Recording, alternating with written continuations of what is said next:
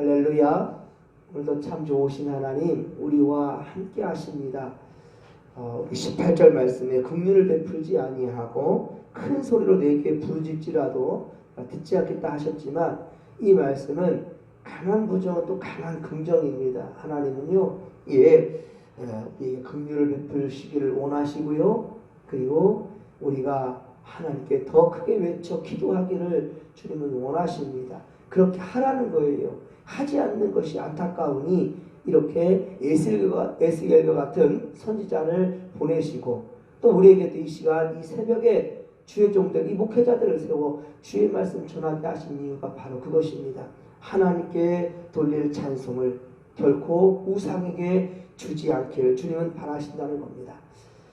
예전 같으면 한방눈이 지금 내렸을 법한데요, 어제는 겨울비가 내렸고요, 이 새벽에는 그렇게 그다지 많이 춥진 않은 것 같아요. 하지만 이럴 때일수록 여러분 건강 잘 관리하시고 몸도 마음도 강건해야 더 하나님 앞에 나아갈 수 있지요. 여러분 오늘도 몸도 마음도 영혼도 더 강건하기를 주님의 이름으로 간절히 축원합니다. 오늘 성경 말씀은 에스겔 8장 13절에서 18절까지 말씀입니다.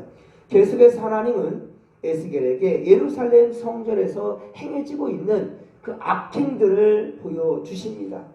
특히 11절에 보았듯이 이스라엘 족속의 장로 70명 중, 그것도 요시야가 종교개혁을 일으킬 때에, 요시야의 종교개혁 때에 옆에서 도왔던 서기관 사반의 그 아들 야하사냐가 등장합니다.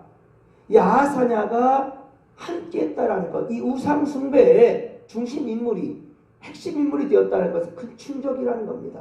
그 아버지는 우상을 척결하고 깨부시는 일에 앞장섰는데, 지금 이제 70명의 장로들 중에 그 한 사람이 된 바로 요시야의 아들이 지금 여기에 같이 가담하고 있다는 것은 충격이라는 거예요. 앞서 3절에 북쪽문 곧 아수르로 향하고 있는 바로 예루살렘의 북쪽문을 이해하고 있는 겁니다. 이 문에는 무엇이 있었습니까? 질투의 우상이 있었습니다. 오늘 보면 14절도 보십시오.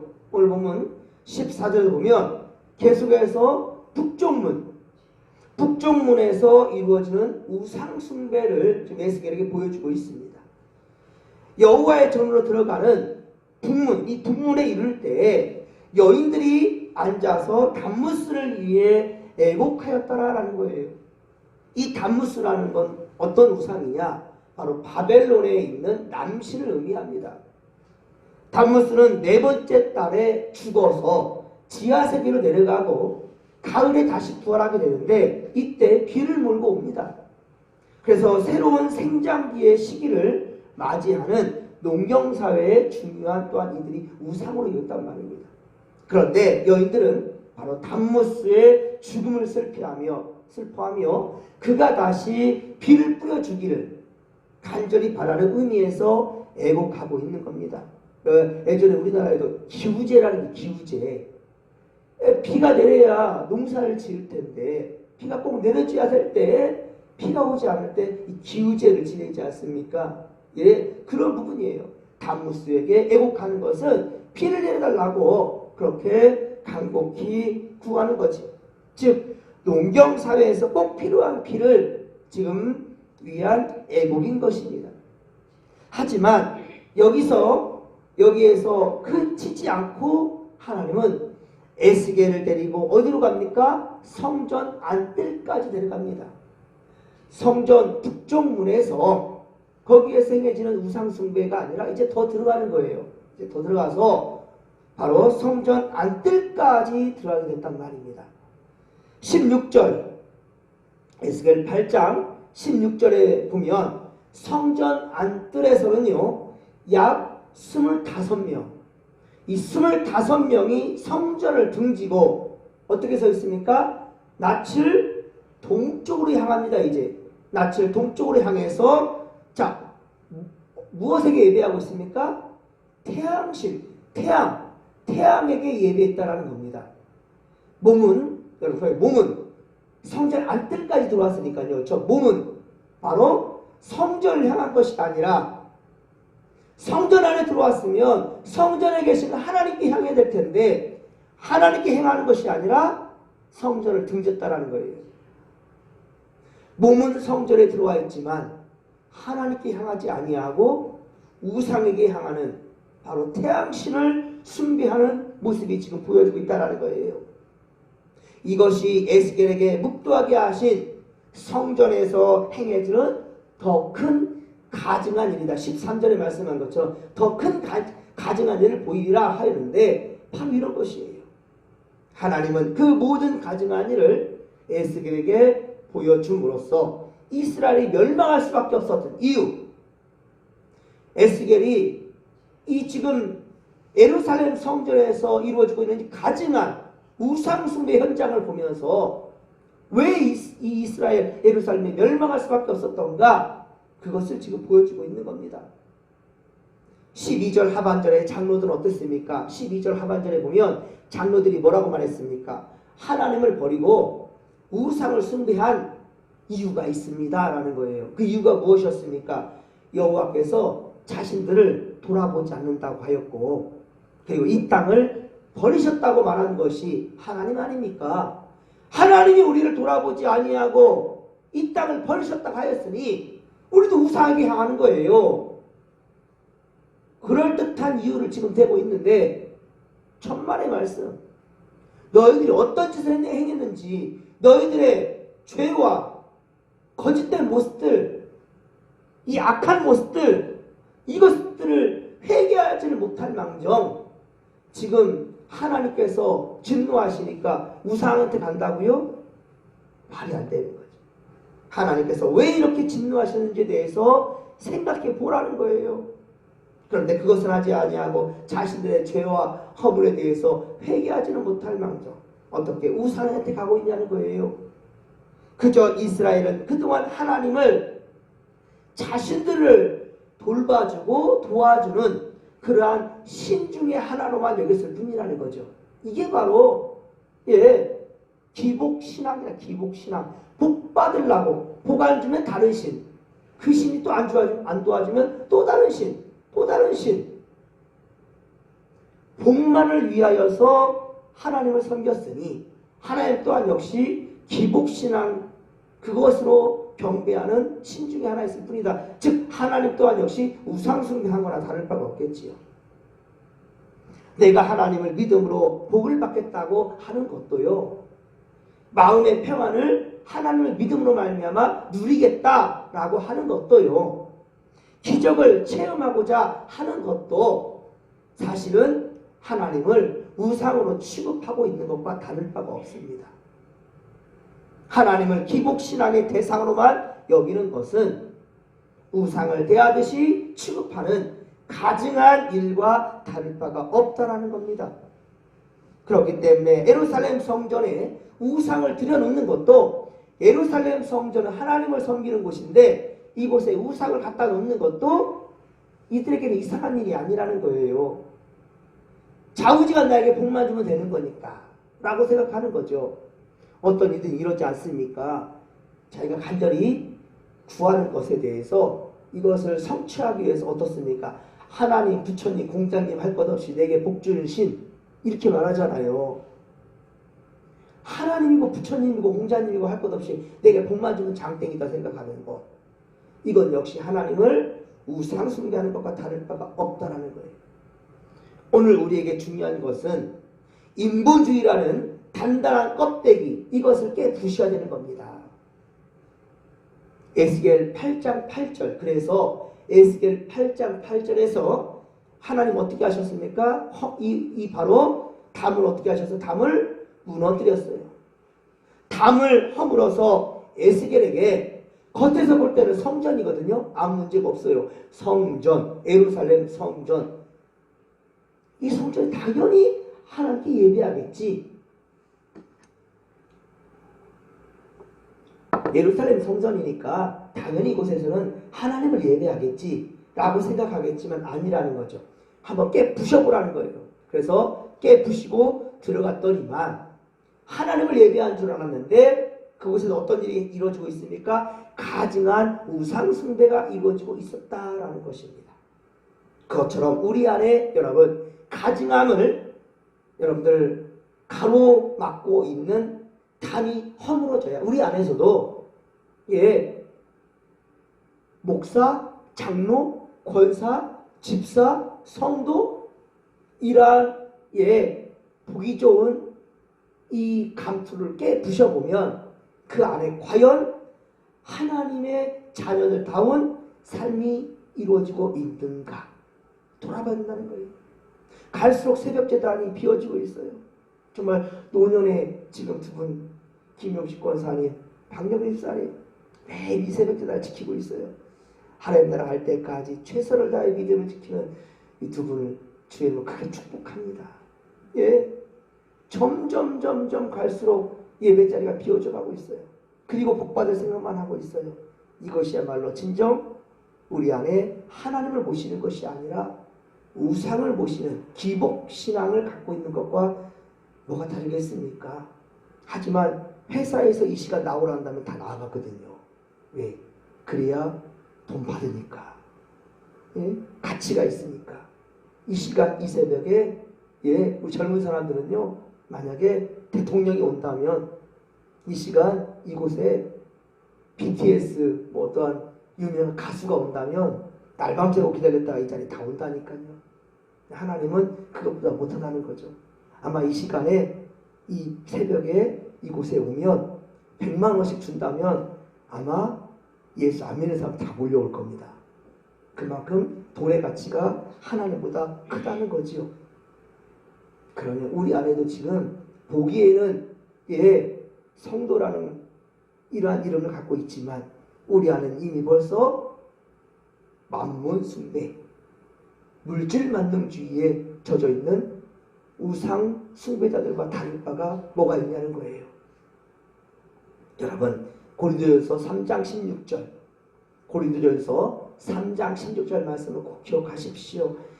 너희가 하나님의 성전인 것과 하나님의 성령이 너희 안에 거하는 것을 알지 못하느냐. 즉 우리가 하나님의 성전인 것이고 우리 안에 누가 계시다? 성령 하나님이 계시다는 거예요. 성령 하나님이 우리 안에 계시다. 우리는 바로 성전이라는 거예요. 하지만 우리 몸 안에 품고 있는 것이 무엇이냐는 거예요. 진정 주의 말씀입니까? 주님을 사모하는 마음입니까? 주께서 나를 쓰시겠다 한다면 언제든지 주님 손에 의탁할 수 있는 하나님께서 하라는 것대로 믿음대로 순종할 수 있는 그러한 모습이 맞습니까? 스스로를 돌아보시기 바랍니다. 우리는 인본주의에 갇힌 현대 교회의 잘못됨을 우리가 알고 있고요. 스스로도 무엇이 잘못된 건지 알고 있습니다. 모르는 바가 아닙니다, 여러분. 하지만 진짜 문제는 나는 문제가 없는데 세상이 문제고 교회가 썩었고 항상 남탓만 하고 있다라는 모습이에요. 누가 잘못이고 뭐가 잘못되었고 뭐가 잘못되었다. 그래서 안 된다. 뭐 회의를 하게 되면 항상 얘기해요. 지적질만 합니다.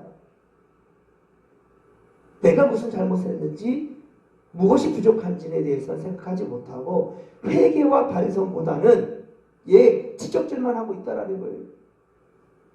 이번 주일에 올리브교회에 피차례 목사님들 다 같이 모였습니다. 섬김을 받는 자리이기도 했었지만 하지만 그 자리에서 아이들의 교육에 대한 이야기를 해요. 좋은 세미나가 있었습니다. 그런데 그 강사분께서 안수 집사님이셨는데 영어 교육에 대한 그러한 얘기를 해주시는데 그래요. 정말 산만한 아이가 처음 책을 보는데 얼마 못 봐요. 그리고 마음이 흐트러지고 그런데 또다시 책을 보게 하고 하는데 그 앞에 누가 있는가? 강아지가 있어요. 그런데 아이가 계속 변화되기 시작합니다. 처음에는 조금 책을 읽다가 좀 시간이 더 지나니까 10분이 30분 되고 30분이 40분, 1시간까지 책을 읽는 거예요. 쭉 보았더니 바로 강아지가 항상 그 곁을 지켜주는데 지적질을 하지 않고 있다는 거예요. 계속 지켜봐 주고 있더라는 거예요. 아이가 책을 읽는 것을 계속 이렇게 강아지가 지켜봐 주고 있대요. 아무 말 안 해요. 짖지도 안 해요. 지켜봐 주고 있어요, 강아지가. 근데 그 모습을 보며 아이는 변화되어 있다는 거예요. 그런데 우리 지금 현재 아이들을 보면 부모가 너 공부 안 해? 너 책 안 읽어? 너 얼마나 읽었다고 나오냐? 또 기어 나오는 거 봐라? 너 게임하고 있지? 계속 지적질을 하고 있다는 거예요. 그러니까 책 보는 척, 공부하는 척만 하는 거예요. 보기에는 그럴듯하게 공부하는 척 하지만 어때요? 밑에는 만화책을 숨겨놨다가 엄마가 보는 것 같으면 안 보는 것 같으면 만화책을 끄집어 내고 보고 있다가 게임기를 하고 있다가 문서를 담으면 후닥닥 치우고 공부하는 척하고 보이기에는 공부하는 자녀 같지만 그렇지 못한 것은 무엇입니까? 부모 눈치 보느라고 그렇다는 것이죠. 여러분, 우리가 진정 서로를 사랑한다 한다면 지적질이 아니라 기다려주고 참아주고 그리고 사랑해주는 이런 모습들, 진정 주님이 그렇다는 것이거든요. 얼마나 깊이 길이 참아주시는지 그 사랑을 우리가 안다면 이제는 이 연말 올 한 해 다가기 전 이때 우리는 우리 스스로의 모습을 돌아봐야 된다는 것입니다. 내가 지금 과연 하나님께 온전히 서 있는 성도가 맞던가? 지적만 하고 불평만 하고 있을 뿐 회개와 반성은 없고 어떻게 해결해야 할지 고민하지 아니하는 그런 모습은 안 된다라는 겁니다. 사랑하는 성도 여러분, 주님은 누구든지 나를 따라오려거든 자기를 부인하고 자기 십자가를 지고 나를 따를 것이니라 라고 말씀하셨습니다. 이것이 곧 신본주의입니다. 나를 부인하고 주님을 따르는 것입니다. 어떻게? 십자가를 지고. 이것이 무엇입니까? 성도로서 감당해야 될 책임과 의무입니다. 나를 부인하고 십자가를 지고 주님을 따르는 믿음의 권속들이 다 될 수 있기를. 이런 자들이 바로 신본주의, 이것을 지키는 자들이에요. 나를 내세울 것이 아니라 성도로서의 책임과 의무를 다하며 하나님을 우리의 주님이라, 나의 주인이라, 주인, 나를 주관하시는 분, 나의 왕이시라 라고 모시고 섬기는, 영접하는 우리가 된다는 것입니다. 사랑하는 성도 여러분, 하나님이 에스겔에게 성전의 형편을 보게 하셔서 드러내신 것이 이것이라면 오늘 우리에게도 드러날 것은 자기 반성 없이도 가증한 일에 몸담고 있는 그런 악한 존재들 되어서는 안 된다는 것이지요. 18절에 하나님은 분노하심으로 더 이상 불쌍히 여기지도 아니하겠고 긍휼을 베풀지도 아니하겠다. 큰 소리로 기도한다 할지라도 부르짖는다 할지라도 내가 듣지 않겠다, 응답하지 않겠다 라고 주님 말씀하시지요. 그러나 하나님의 궁극적인 목적이 무엇입니까? 하나님의 궁극적인 목적은 심판과 멸망이 아니라는 거예요. 심판과 멸망이라면 이런 말조차 할 이유가 없어요. 그냥 다 쓸어버리면 돼요. 다 심판해버리면 됩니다. 하지만 에스겔을 통해 이렇게 말씀하신다는 것은 나는 너희들을 용서하기를 원하신다라는 것이죠. 지금이라도 긍휼히 여기시는 하나님 앞으로 나와라. 지금이라도 큰 소리로 기도하라. 지금이라도 내가 너를 불쌍히 여길 수 있도록 진리의 길로 나아가라. 서로를 위해 행하라. 말씀대로 순종하라 라고 주님께서는 우리에게 원하시는 것입니다. 그리고 이것을 깨닫는 것이 지혜입니다. 여러분, 지혜. 하나님의 은혜입니다. 여러분, 믿을 수 없는 강팍한 자를 믿게 하시는 은혜요, 우리를 변화시킬 수 있는 하나님의 은혜.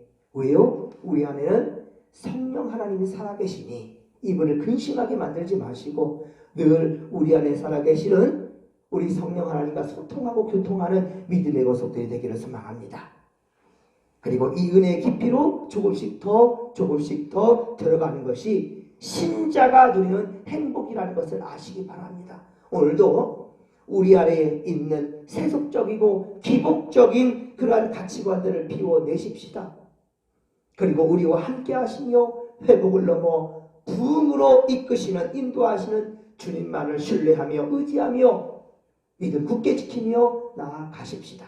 주께서 주를 찾는 자들과 주를 예배하는 자들과 함께 하실 것입니다. 자, 이 믿음 가지고 주여 삼창 부르며 기도하며 나갑니다. 주여 주여 주여.